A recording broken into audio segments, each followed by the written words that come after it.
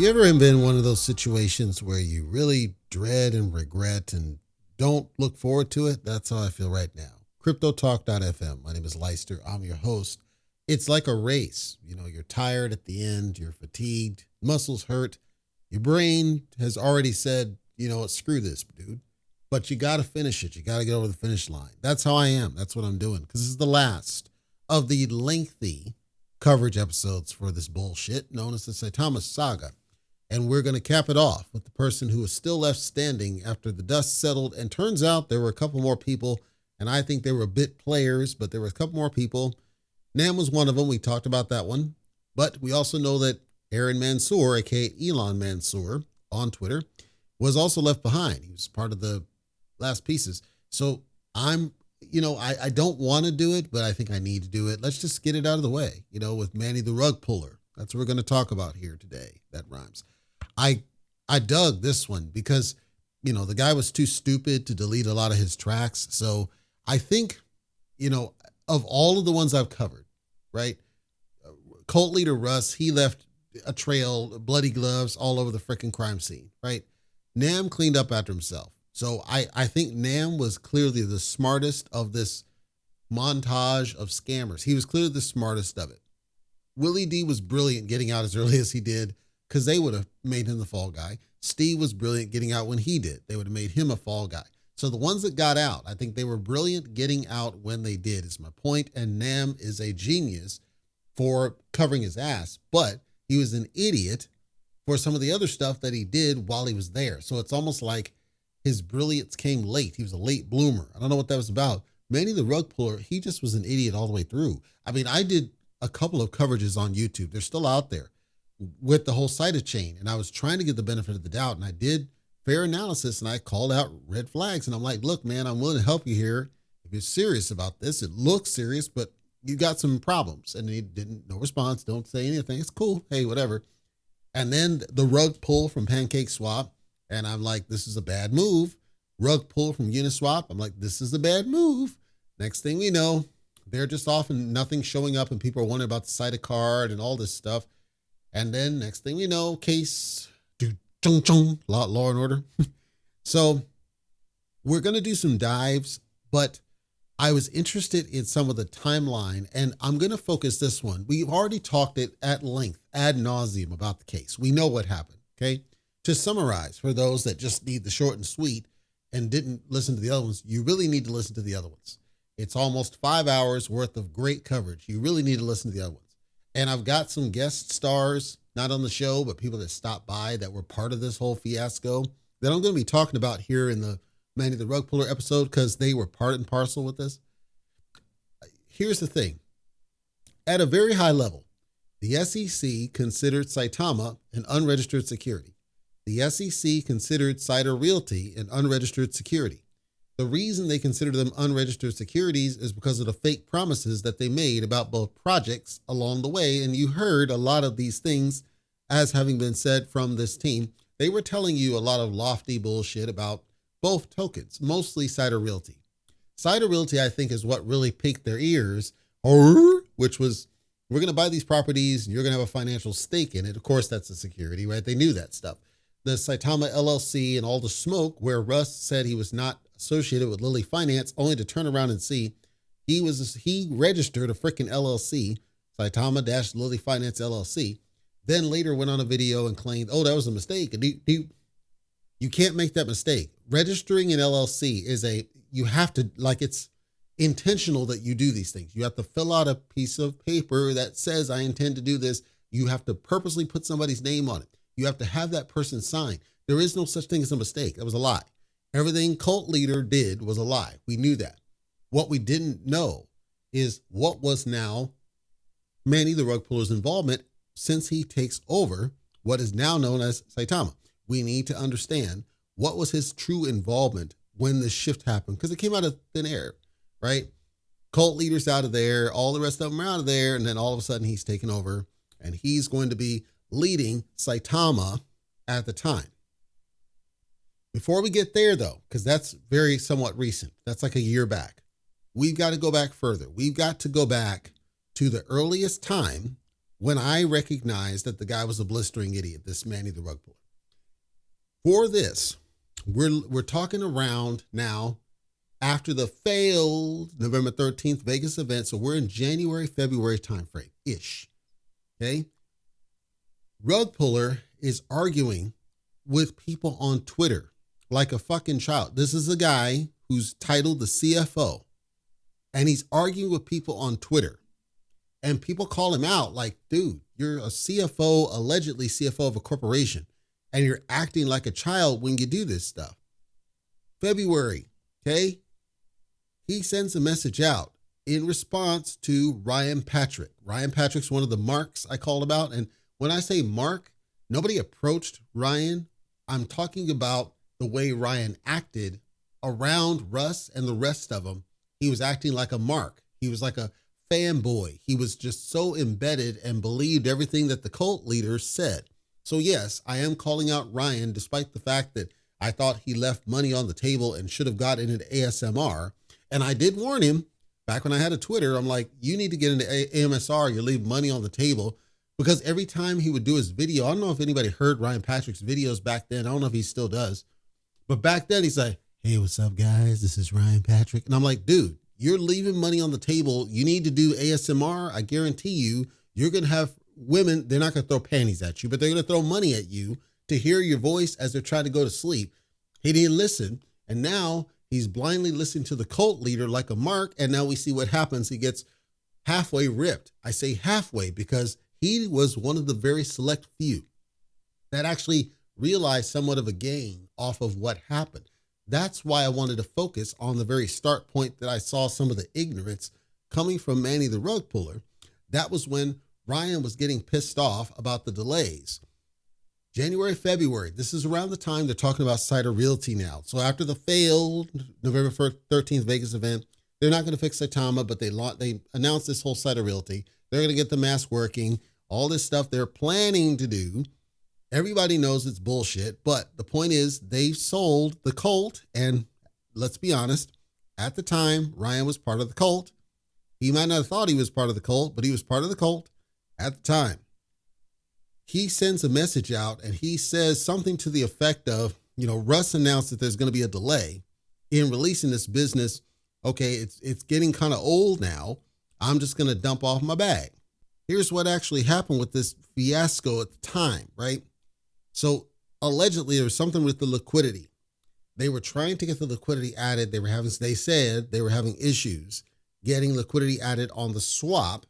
So this is trying to get it into the Saita mask of the time. Now remember, Saita mask was still a buggy shit show. They had not committed to launching Saita Realty on Uniswap at this point. They were still trying to get it crammed into the mask that didn't work, which is why I was critical of them even saying, we're going to put this and get this when you don't even have the freaking thing working for the main Saitama token. So why are you coming out with the Saita Realty business? Now, this is a month after the initial BS news coming from the cult leader. Patrick's talking about, I'm selling basically half his bag, which was 1 trillion Saitama, which of course was still worth a decent amount of change at this point. It had crapped, but it was still worth a decent chunk of change at this point. Manny the rug puller responds to Ryan Patrick, and this is where the childishness comes into play. And I'm like, dude, I called him out in one of my videos. Like, dude, what the hell's wrong with you? He says something like, how much you get for your bag, mate? Just going to sell or whatever the fuck. And it's like, and this back and forth between the two of them was repeated, constant. Anytime somebody was calling out bullshit from the team, Manny the Hitman, certainly Russ the cult leader, but Manny the Hitman in particular, he would always just argue with people. He's like the freaking Dave Meltzer of Saitama. He would just argue like a child. And that's why I said this dude is an freaking idiot, because he's not acting like a real business. None of them really are, at least cult leader. Now he does his little smarmy stuff, but he doesn't argue with every single person on Twitter like Manny the rug puller, Hitman rug puller, because he's both, was doing at the time. Fast forward now, and I am purposely skipping a lot of the bullshit because it doesn't really matter. The important date is happening in November 2023, end of November 2023. Some of this, the preceding was roughly around October, but November 2023 is the key date when they announce, Manny announces that, all right, we're taking Saitama the token. And I want to quote from the statement because there were some people on YouTube who didn't understand what really happened. And that's why I wanted to do this on Manny the Rug Puller so you understood, quote, "We are thrilled to share something incredibly exciting with you. Saitama token, originally a utility token, has now evolved into SaitaChain coin." Stop. So it is the reason the FBI called out SaitaChain in their letter is because Saitama is SaitaChain. SaitaChain is Saitama. What they did is they went to CoinMarketCap, all the exchanges. With the exchanges, they had to do a swap drop because it's a different type of token on a different chain. Because remember, Saitama was only Ethereum. With the SaitaChain coin, to avoid the gas issue from before, they airdropped you Binance Smart Chain tokens. That was a different token. The point is the Ethereum variant of said was Saitama. They just rebranded it. They told CoinMarketCap, just change the name to SaitaChain coin, which is what they did. Same with CoinGecko. The exchanges had to receive different tokens because of the different chain involved with the airdrop. In order for people who held to get the airdrop variant, they had to spin it up as a different token, which caused the Gate.io issue because Gate.io said on their site, we can't get the SaitaChain coin token from the team. You need to talk to them. In the meantime, we're going to continue to let you trade Saitama, which was the Ethereum-based Saitama, the old one, which is still out there, by the way. That would be what we now know as the V2. So you can consider what we now know as SaitaChain as Saitama V3. That's why the FBI still had their eye on it, because remember, Saita Card started with Saitama. It was now launched under SaitaChain. All the different Saitama-based products that they were working on, including Saita Pro, all of that rolled under SaitaChain. How can you decouple them? You cannot. As far as they're concerned, it's all one big scam. It's all one big heist. Remember, Manny the Rug Puller took the largest windfall, over $20 billion of your money, by the way, leading up to the failed November 13th Vegas event. And there's a strong probability some of your money went to this SaitaChain and the Layer 0 blockchain. You might not care because you're so excited about it. I just need to make sure we're clear. For all intents and purposes, it's one and the same. Saitama is SaitaChain, SaitaChain is Saitama. You cannot separate the two simply because they're doing different, they went a different direction with a different build because they did it wrong anyway. We're going to get back to that business. Recall that Manny took over Saitama in September 2023. October 2023 is when they start sharing the roadmap for what would eventually evolve into SaitaChain. They stated May 2021, end of May 2021 is when officially trading started for Saitama. They called out then 2022, October, is when they got that award for most transparent project, and it was exposed that they paid for that award. There was no real transparency. It wasn't really awarded. They paid to be awarded this deal, a trinket that didn't really mean much of anything. February 2023, they go to the Blockchain Economy Summit. June 2023, they're talking more about Saita Logistics. At the time, that's all they said. Fast forward now, they're talking more about doing blockchain. They had launched XBridge. There's a lot, and Saita Logistics is called out in this, but there's a lot of different pieces that they're talking about doing as part of this rebrand to SaitaChain. And we would learn that Elon Mansour and Nam Tran are coming along for the ride, and they're still involved, but the other people are considered, quote, advisors. So if you look at the actual hierarchy of SaitaChain, it only really calls out Manny the Rug Puller. The rest of them are deemed advisory. So if that's true, then the question is, what was going on with Elon Mansour? I said in my past, there's an individual one called out, which I theorized was Elon or Aaron Mansour. I can't say that it was. I'm asking the question. If Elon Mansour rolled along with this and he's still actively involved, right? So cult leader's not because he got fired, but he's actually involved. You can see him on Twitter. He's tweeting, he's retweeting all the way up to the end. I think October 6th is the same day he stopped tweeting. And I speculated, is it possible that he got called up by some law enforcement saying, we got you, so give us something or we're taking you down. And maybe they wanted bigger fish. Maybe they wanted Manny the Rug Puller because Manny the Rug Puller's name was all over SaitaChain. Do you see where I'm kind of connecting the dots? Theory, tinfoil though I might be. His name was all over this stuff. I'm leading this. I'm creating this. I'm taking it over. Founder of Saitama. Like, he's projecting himself as the boss. Okay. I'm saying, is it possible that one of them, and I don't know that it was Aaron, I'm saying one of these insider scammers got called up on the lam and they put him in a room, blank room with a one-way mirror on a desk, and they slapped down, just like Matrix style, they slapped down a folder and said, we got some stuff on you, Mr. Anderson, and whatever, and make a deal or you're going to jail for a very long time. I don't know that's what happened. I'm theorizing that's what likely had to have happened because, again, how could they have gotten access to the video that idiot Nam recorded? How could they have gotten access to the private telescam chats that were going on unless they had an insider? And if the insider was not there from day one, because if they couldn't have been there from day one, because they would not have been sitting on it for 3.5 years. That doesn't make any sense. Chances are the insider, they were compromised sometime after the fact. We just don't know who it specifically was. We do know whoever was in the private telescam channel, and we know that was a finite list of people. Whoever was in that channel that was, weak enough would have been the one that had got compromised at the point. We said it certainly could not have been Russ Cult Leader, and we know that it would not have been Manny the Rug Puller.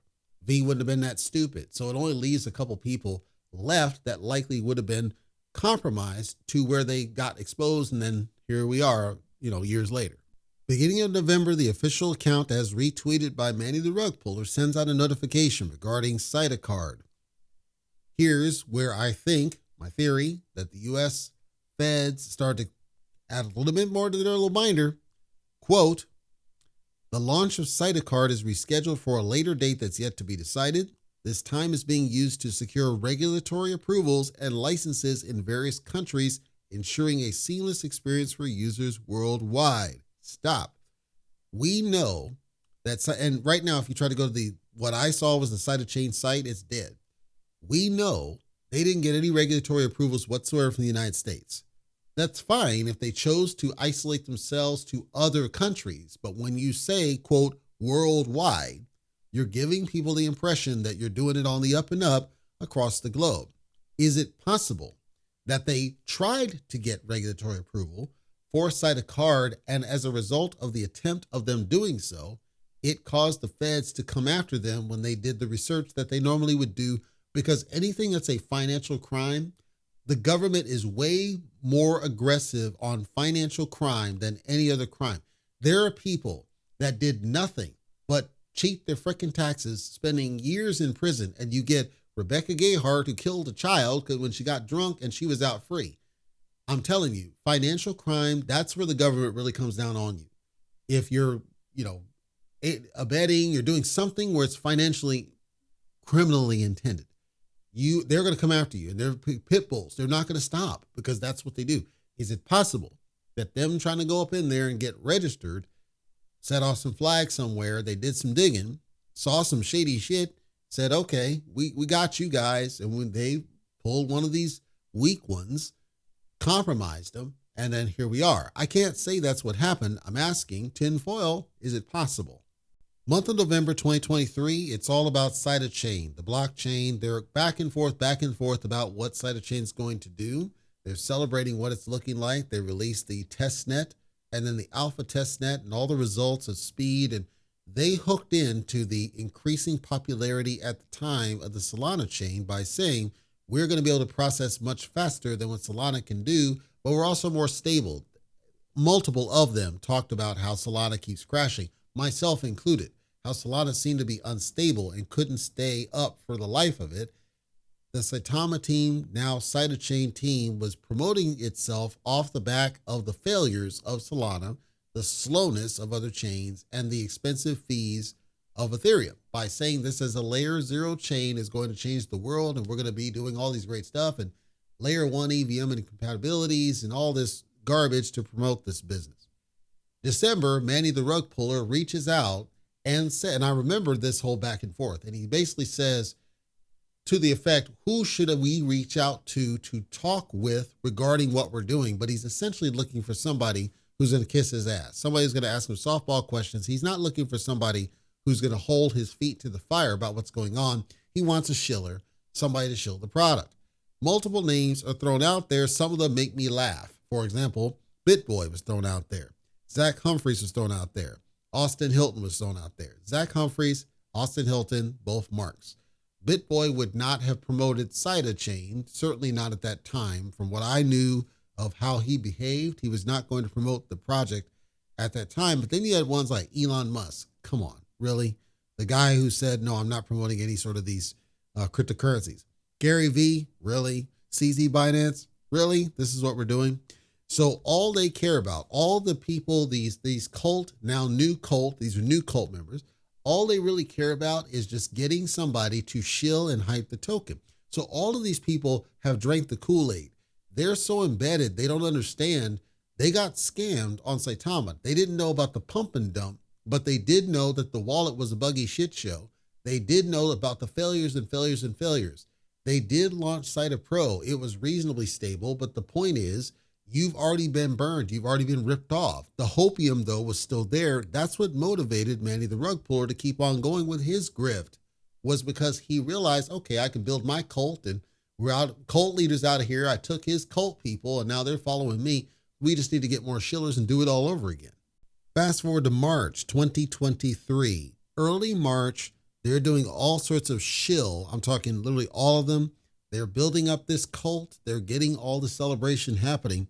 And it culminates with this Binance Futures contest that's spinning around, where allegedly there was an opening for them to get on Binance Futures, SaitaChain coin, and they're shilling and hyping the community to get on Binance Futures. This lasts all the way through to the end of the month.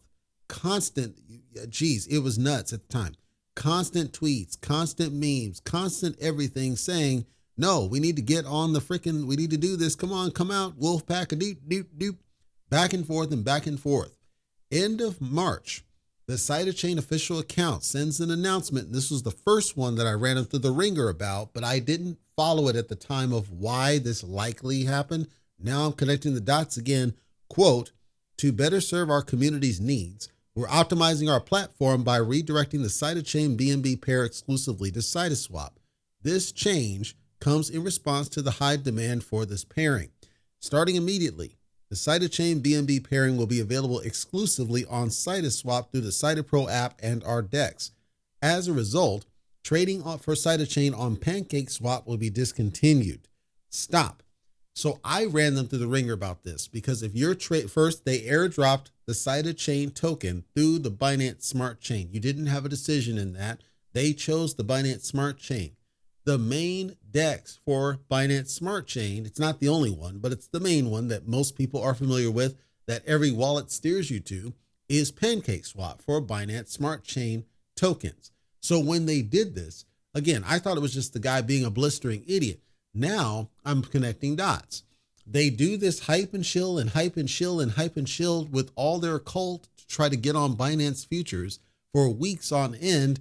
From what I can tell, clearly it didn't work. Is it possible that like spiteful children, or maybe just maybe it was just Manny the Rug Puller, I don't know. Is it possible that like spiteful children, when they lost and their toys got kicked over, they said, "Wah, fine, we're not going to play with you anyway. We're going to take it away from you now." Is it possible? It's possible. I can't say this would happen. I'm connecting the dots in terms of the timing and the events back to back. You start with this trying to get on Binance Futures. You do all this shill and hype. You take an L, and then all of a sudden, PancakeSwap's no longer good for you on the Binance Smart Chain. I just find that very sketchy. Steering people to their DEX, which was the biggest mistake I think they made, because you airdropped through BNB. You said this is going to save gas, which it did, and you could have left that open and likely spiked all the volume had you stayed the course instead of yanking it. And I even predicted they were going to yank off Uniswap. Guess what happens next? Well, it started with XBridge. XBridge, of course, they launched back in September 2023 to much fanfare after they roll out the blockchain, SaitaChain. I want to say it was like same day, day before, day after. It wasn't that far from the actual launch of the blockchain. I distinctly remember seeing that, oh, we're reliable on the blockchain. Next thing I saw, oh, X-Bridge got breached. Because if I remember, and I'm going off recollection when I do this, and I will go and validate what I see on their notes. But if I recall, the blockchain launches, April 24th?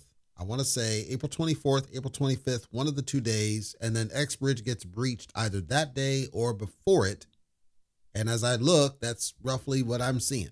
So literally the day they launch, now it's an unrelated incident because X-Bridge is not integrated with it at that point. But the timing was ironic to see that it gets breached the day of or the day before or whatever with the X-Bridge right after the SaitaChain, the blockchain, layer 0 gets launched. I wasn't laughing, but I'm like, dude, what? I don't know. So I did a video and I was criticizing what happened on the X-Bridge and the breach because when I went online, I saw all sorts of code-related garbage on the site that they had rolled out for SaitaChain, things I should not have seen. Now, they're likely UI-based code, but there was also some server communication type code I should not see in a properly well-written website. So then I looked, and Manny the rug puller gave a message where he was talking about an issue that happened with the blockchain, that it was live on the 21st, but they ran into an issue with inaccurate gas fee estimates on MetaMask. Anybody that was watching SaitaMask, so the failed version of SaitaMask, will remember the gas fee that was calculating was wrong. The price was wrong, calculated wrong. So here we are again with inaccurate estimations of things. And then April 24th, X-Bridge itself gets breached.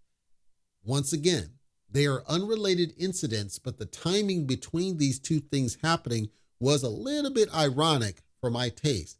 I suspected not a targeted attack per se, but that there was something with the code that might have helped in how it was able to get breached the way that it was getting breached. I couldn't say for sure. I'm saying that the timing between the two events was a little bit too close for comfort. Fast forward to May 25th to be specific. This is when they announced that they're rug pulling the liquidity off of Uniswap, and they're going to exclusively do their token SBC24 SaitaChain and BEP20, which is Binance Smart Chain, just not on PancakeSwap. So just to be clear, what they've done is they've taken Saitama, what was, completely out of the equation. There's no longer any Ethereum interplay with it at all, and they did an airdrop of those. There's like 500 of those holders still remaining. They dropped Binance tokens to those people. So there's some people that have like 4 variations of the Saitama token across span because of all the different airdrops that succeeded and some that failed. I question why you didn't just drop the damn SBC24 tokens, because if I look at Richard Hart's Pulse chain, that's exactly what they did. They dropped tokens to they created a wallet on that chain for you, and when you connect, you're automatically there. Now, I know that one's a layer 2, I believe it is, or layer 1, so it's a little bit different. The point is that they could have created wallets for everyone connected to what was the Ethereum wallet and then dropped the SBC24. It just takes work. But they could have done that, and I think that would have gone over better to sell the narrative that the blockchain is really their future, and they're not going to rely on the Binance Smart Chain. My theory about the Binance Smart Chain tie-in was the hope that at some point in the future they would get on Binance. That's a theory. I can't say for sure that's what happened, but I was still critical of them rug pulling the liquidity off of Uniswap because you still had the old Ethereum token sitting in your wallet. They actually still have value. What they did is they blocked trading on the Ethereum side. So although the tokens are there and although they have value, you cannot trade them on Uniswap. You can't even trade them on SaitaSwap or SaitaPro. You're just screwed. You have to trade the Binance variant. If you're going to trade the Binance variant, you have to go to their tool, which I was hypercritical about. The last significant update that we would see from Manny the Rug Puller is all around SaitaCard and getting SaitaCard launched. They talked about other stuff like, we're doing this stuff for a government agency for Kenya. We're doing this over here, but the SaitaCard is really the focus. That's their push, and they're saying it's coming. We're close. We're about to do, but then nothing. And people chimed in saying, did you get your card? I didn't get the card. And the site I saw was dead. It was not active. The only other chatter that I saw later after the fact, of course, SaitaChain still active. They sent out the press release that said, Manny the rug puller is no longer with SaitaChain. We wish him best in his future endeavors. And that's after he had been called up on the lam and arrested. So they had gone radio silent somewhere after in October, like early Octoberish, mid-Octoberish. They had gone radio silent. We learned about the case and all these scammers getting called up on the lam. They had initially said, we're waiting for all the facts and all the data. This is prior to him taking the, asking for extension and saying we don't want to be extradited. That's prior to this. Then he gets they want him to get extradited. He doesn't get extradited. He's still up on the lam. So he's still not out of the woods. And apparently, according to the documents in the case and all the notes and everything else that they would learn, that's when the SaitaChain team, whoever that is, I believe it may still be Aaron Mansour, but I can't confirm that, said we're moving in a different direction. He's no longer associated with the project. He is not, as in rug puller, has not tweeted since that early to mid-October range. Then, just recently, so this is like last week, there was chatter that the SaitaChain team was still talking to other tokens about listing. And one of these was something Shaka the God. I have no idea what the hell that is, but the chatter was this person was allegedly associated with Faltron, and that's the reason why the SaitaChain team chose not to partner up with them. The Faltron tie-in, I thought that was really interesting because Faltron was one of the people I mentioned with the Shaman King Inu as an association because there's a Telescam channel out there with his photo and his name. He came, allegedly was him, came to the chat on YouTube and said it wasn't his channel. Well, I asked, is this you as in your photo? And then you got to ask, well, why would somebody take your selfie, because it's a selfie with his phone, presumably, and attach your name to a completely unrelated Telescam channel? Why would somebody do this? I get the sense that Faltron, because people have told me this too, I get the sense that Faltron, he believes he's like Vince Russo. He believes what he's saying to be the truth, but he's so off rocker. Like he's the definition of a mark. At the end of the day, I'm looking straight at his account on Twitter and I pull up his photo on his Twitter account. It's the same fucking guy that's doing the selfie on the same Telescam channel. So we know what it is. There's no motivation for somebody to just take a random person's photo, a random person's name, and attach it to a Shaman King Inu deal. We know what it is. We know that in some way he was associated. We don't know what the association was, but he was associated with Shaman King Inu. And we know what happened with Shaman King Inu. It cracked. But we also know that Faltron was very combative, not just with this, but with other projects as well. He was on Shinobi. He was the one arguing with Cliff Fettner. He's a very combative individual. We understand this. He can be combative. That's why I call him a mark, though, because he's combative over numbers on a blockchain. Yes, there's money involved, but him putting himself in all that stuff, he's worse than BitBoy Crypto in terms of how people perceive some of these people. He's worse because at least with Ben Armstrong, he's not afraid to embarrass himself for ratings, but he knows it's a gimmick. Like Ben knows it's a gimmick. It's a work with him. He knows he's putting on a show. All the shit he's doing is putting on a show because he knows it gets people to dial in. That's what it is. Faltron legitimately believes he is something. And so when I saw him arguing with all these different people in the mix, after Manny gets taken up on the lam, I'm like, I don't know if we're better off with Manny getting locked up or worse.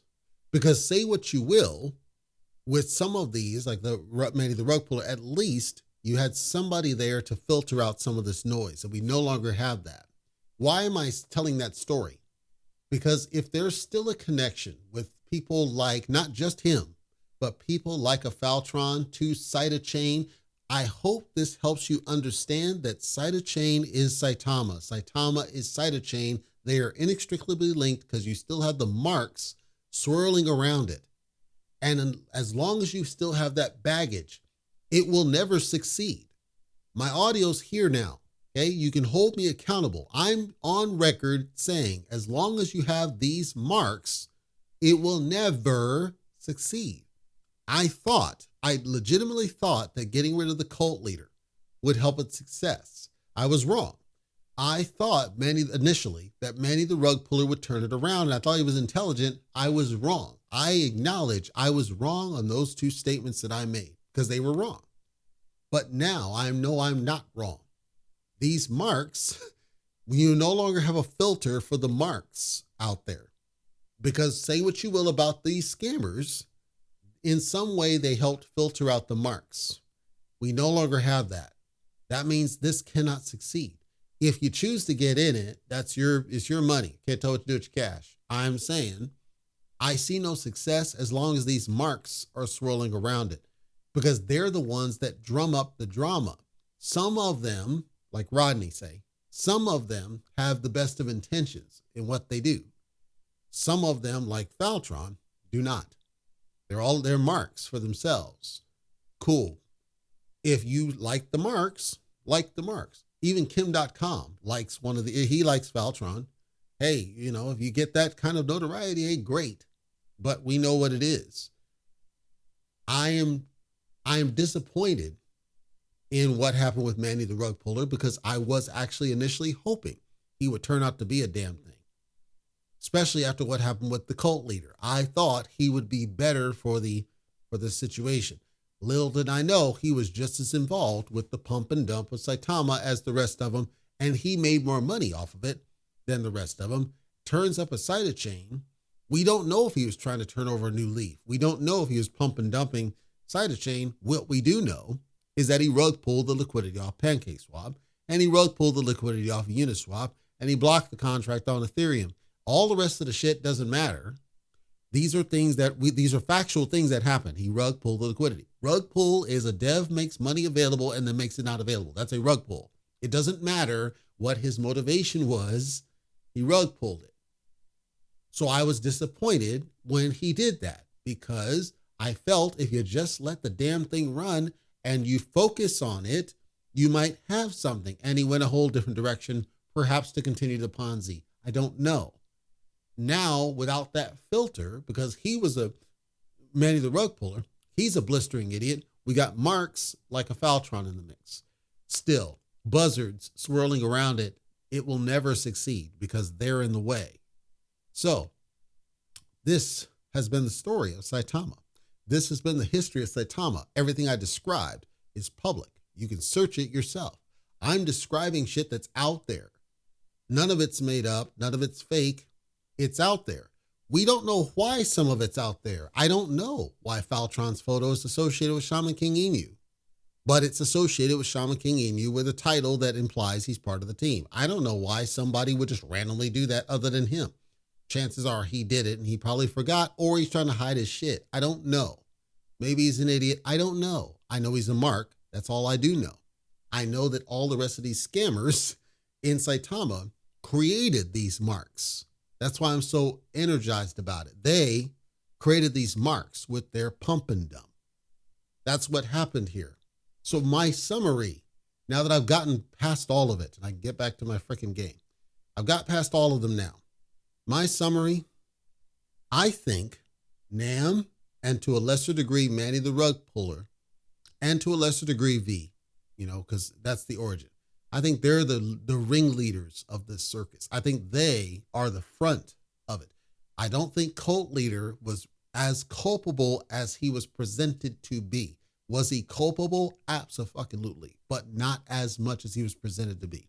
I think he was a mark who got paid, but he was a mark. That's what I believe happened. I think Max Hernandez was a mark. They found somebody who was willing to lie to them about development as a mark, and he got paid, but he was a mark. Nam, Manny the rug puller, these two, I believe, are the ringleaders. I think and that's why they were still there. After the dust settled, now with the SaitaChain, they were still left over and still doing something, perhaps continuing the Ponzi. I don't know that that's true. I'm saying it's funny that they're still around at the time. And then Aaron Mansour is still associated. So the three, And three of them, right? Two of them are named in the case directly. Individual one is not named. I theorize it's Aaron Mansour. Elon Mansour is associated with SaitaChain, along with Nam and Manny the Rug Puller. So everything I just described just now, it's all tinfoil. I have no evidence of it, but I'm putting it together. And Elon Mansour hadn't been seen. I'm putting it together. I don't know. I truly don't know. What I know is that these scammers, they all lied to you. They pumped and dumped and took money from you, locked it up. Because remember, they took the liquidity and shifted it over to SaitaChain from Saitama V2. They didn't ask you to do it. They did it themselves. SaitaChain craps. They rug pull the liquidity from PancakeSwap and Uniswap. And then, of course, Xbridge gets breached after the blockchain gets launched. These scammers, that's what they were on the case. But these scammers, they caused all of everything that happened, all the different connected projects. I haven't even talked about Lily Finance. I haven't talked about Terrarium. I will, because I think I have to, but those will be slimmer episodes because that was easy. Terrarium especially was easy. That was easy work. Lily was easy. So those are easier ones to cover. So I will be talking about those, but there'll be slimmer episodes. You won't have to wait for the weekend. That'll be sometime during the week. When I'm bored, I'll just slip in a quick 15-minute or something to talk about each one of those. Because I think it's important that we round out all the different connected ones. I'm not going to go through all of them because there's so many. God damn. Hoj, Suzuki, Terrarium, Lily, Mononoke, Shinja, Shibnobi, all of them.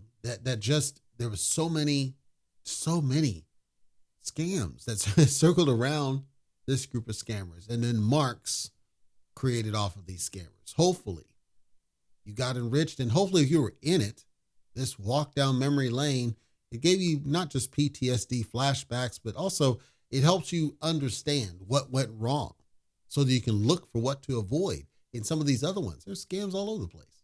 Certainly not to the degree of Saitama. Certainly not that. No, not even close. Even SafeMoon, I'm going to say the statement, even SafeMoon wasn't this bad, because SafeMoon, for what it was, SafeMoon did deliver what it said. It's just that it delivered buggy, but at least it delivered what it said. Saitama eventually did, but the first pass I'm talking, nothing. And SafeMoon did have its ardent supporters. SafeMoon arguably had a cult behind it.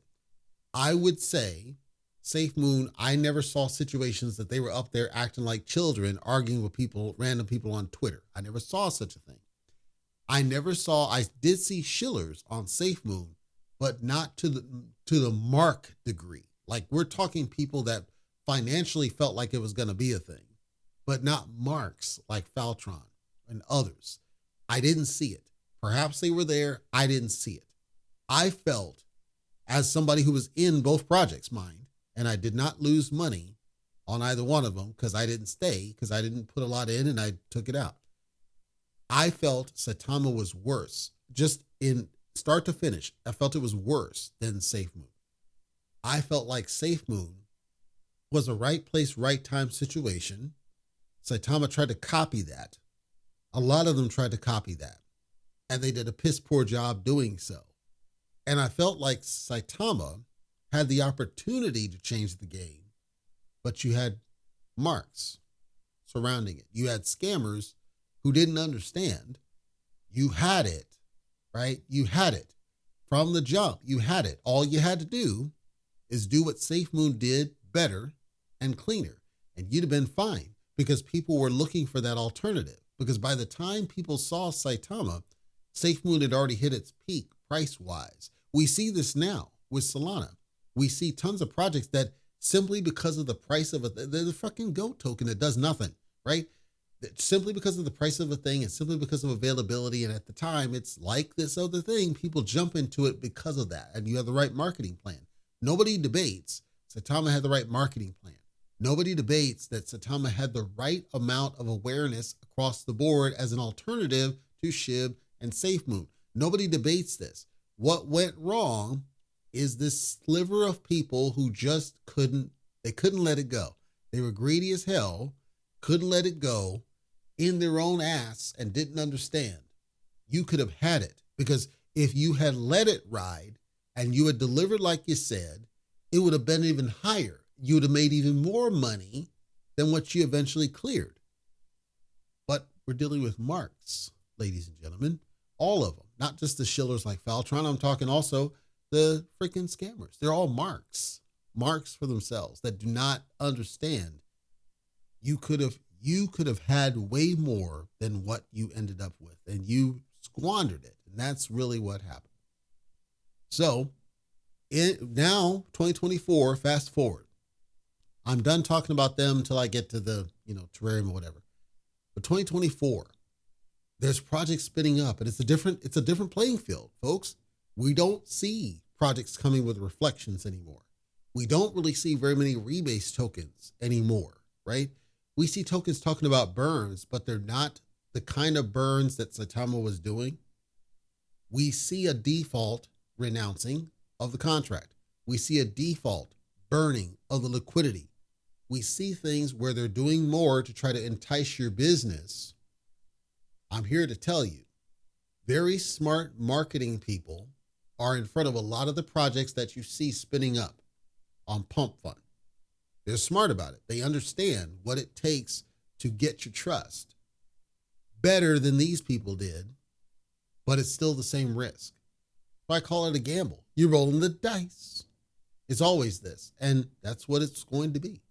I also, by the way, as I close, I'm going to be doing a special episode because I got a lot of questions as part of my coverage things, and I'm going to be doing a special question and answer episode. It won't be live. I'm just going to go down the list of what I've received so far and just answer these questions because some of them are hilarious. But I'm going to be doing that because that'll be my finale for this fiasco as was. And again, for those curious, I don't believe Willie D or Steve Rocket Crypto or Michael Thompson or even Gabe. I don't think any of them. It's possible they were involved with this. I don't think they were. I think they was going to be set up to be the fall guy, and they got out before the shit hit the fan. It's my theory. Gabe, I'm not 100% on, but Michael Thompson, I believe he got out early. Steve got out early for sure. Willie was essentially forced out. I think they dodged a bullet. I don't think that any of them knew really what was going on under the hood. I don't think they were in this secret chat room. I don't think they knew about the shady business. It's possible Steve did know. He alluded to something, but he wasn't specific, so I don't know for sure. Big picture though, this is a shit show. It's what it was. And if you weren't in it and had heard from it secondhand, like again, I said, there's people that I wouldn't have even expected to be in it, but they were in projects that were similar, reflections and burns. And that's where the chatter came in, and they avoided it, smartly so. But in all disclosure, again, I was in SafeMoon. I was in Saitama. I got out because I didn't have a lot of money to put in because I wasn't going to pay $100 for gas. That's what it was at the time. I wasn't putting a crap ton in at the time, and I wasn't making the money that I did now. If I put the money I made now, so we're talking October, the money I made now, and I were to put something in there, I wouldn't have been a millionaire, but I'd have made a lot of money. At the same time, though, it would have been a gamble, and I would have had to take that risk and been okay with it, and I'm not sure that I would have. But I certainly damn sure wasn't going to pay $100 in gas. So that kept me safe from the level of loss that some people I know took. As far as SafeMoon, I bought into the thing, and then I sold out of it after I made a little bit, because then, I'm like, okay, this is kind of boring. And then I went to AnyFlect, EarnHub at the time, and did that, and I liked it, but these numbnuts didn't know how to do it right, and then they quit. But they gave everybody their stuff as much as they could back after it crabbed. So I've been largely insulated, fortunate to be smart enough not to fall for the hold strategy. Like all of them were telling you, like I did on the NAM episode, they were telling you to hold. I was smart enough to do that because after Para Inu, I told myself I wasn't holding anymore because I felt weird. It's like, why? Why would I just sit on it? Shouldn't I be making money? And I'm not making money just sitting and holding it. The Saitama Saga, finally, we are wrapped up with this absolute bullshit.